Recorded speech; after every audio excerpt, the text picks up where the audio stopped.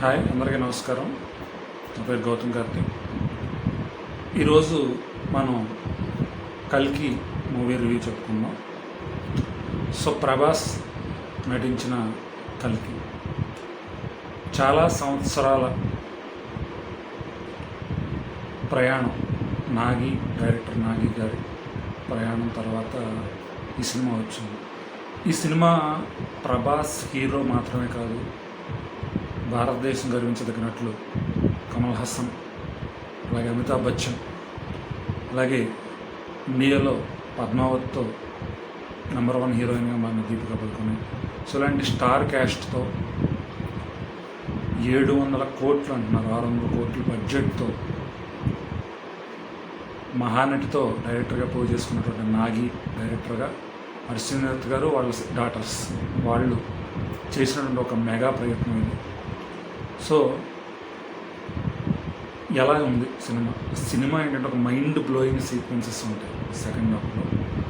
So first half తను నాగి ఏంటంటే ఆ కొత్త ప్రపంచం, ఒక కాంప్లెక్స్ అనే ప్రపంచం, దాని చుట్టూ దానిలోకి వెళ్ళడానికి ప్రయత్నించేటువంటి మనుషులు, ఆ కాంప్లెక్స్ అనేది ఎలా ఉంటుంది, కమల్ హాసన్ క్యారెక్టర్ ఏంటి, ఎందుకు కమల్ హాసన్ కాంప్లెక్స్లో ఉండి పీపుల్ని,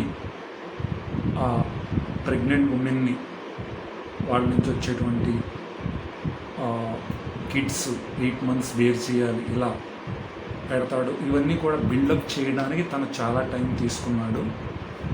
కానీ ఇంటర్వెల్ ముందు వచ్చేటువంటి 30 minutes, ఆ తర్వాత సెకండ్ హాఫ్లో వచ్చేటువంటి సీక్వెన్సెస్ అన్నీ కూడా మైండ్ బ్లోయింగ్ అని చెప్పాలి. ఇండియన్ స్క్రీన్ మీద మనం ఇంతవరకు ఎప్పుడు కూడా కనీ విని ఎరగనవి. దట్టు ఈ సినిమా 3Dలో చూడడం, బడ్జెట్ తగ్గట్టు కొన్ని సీక్వెన్సెస్ అయితే విత్ కిడ్స్, విత్ ఫ్యామిలీ మనం చాలా చాలా బాగా ఎంజాయ్ చేస్తాం. అందులో ఏ విధమైనటువంటి డౌట్ కానీ సందేహం కానీ లేదు. మ్యూజిక్ విషయానికి వస్తే బ్యాక్గ్రౌండ్ మ్యూజిక్ వరకు చాలా బాగుంది. సినిమా కథకు తగ్గట్టు సంతోష్ నారాయణ్ కబాలితో ప్రూవ్ చేసుకుంటుంటే అతను చాలా బాగా మంచి మ్యూజిక్ ఇచ్చాడు. ఒకే ఒక సాంగ్ దిశా పటానీతో, అది కాంప్లెక్స్ వరల్డ్ ఎలా ఉంటుంది, కాంప్లెక్స్ అనే ప్రపంచంలో ప్రభాస్ అంత ప్రయత్నిస్తున్నాడు, ఎందుకు వెళ్తున్నాడు, అక్కడున్న అద్భుతం ఏంటి, కాంప్లెక్స్ బయట ఉండేవాళ్ళు అందులో లేనిది ఏంటని చూపించాడు. అందులో చాలా ప్రభాస్ డ్యాన్స్ చేయడం, ఇవన్నీ బాగున్నాయి.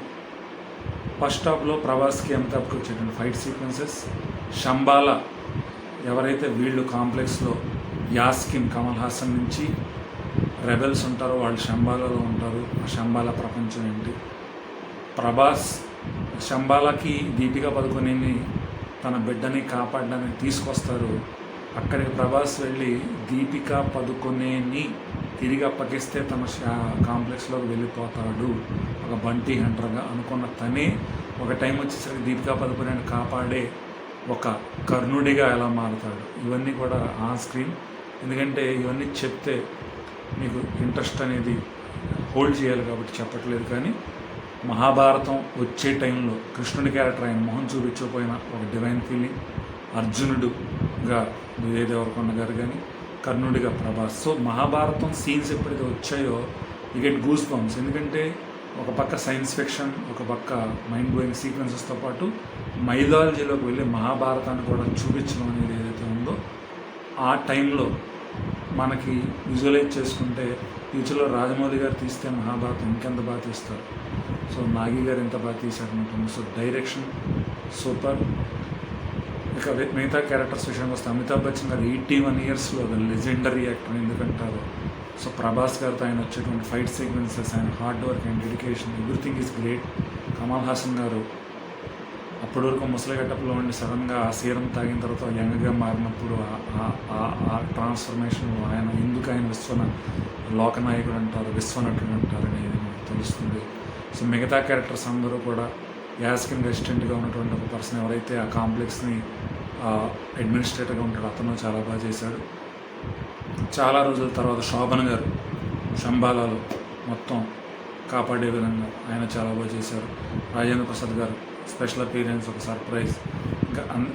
ఇంకా మనకు తెలియదు ఏంటంటే బ్రహ్మానందం గారు కూడా ఇందులో ఉండడం ముందు మనం చూడలేదు. But it's like he bring few laughs. So ప్రతి నటుడు కూడా తనలో ఉన్నటువంటి సినిమాకి అవసరమైన ఈవెన్ విజయ్ దేవరకొండ గారు సడన్గా ఆయన అపీరెన్స్ కానీ చాలామంది కనిపిస్తారు. రాజమౌళి గారు, సో క్యామియోస్ చాలా ఉన్నాయి ఫ్రమ్ డైరెక్టర్స్ నుంచి, యాక్టర్స్ నుంచి, అందరి నుంచి. సో ఈ మూవీని ఓటీటీలో మాత్రం చూడొద్దండి. థియేటర్, మీ దగ్గరలో ఉన్న థియేటర్ చిన్నదవచ్చు పెద్దదవచ్చు చూడండి. 3Dలో ట్రై చేయండి.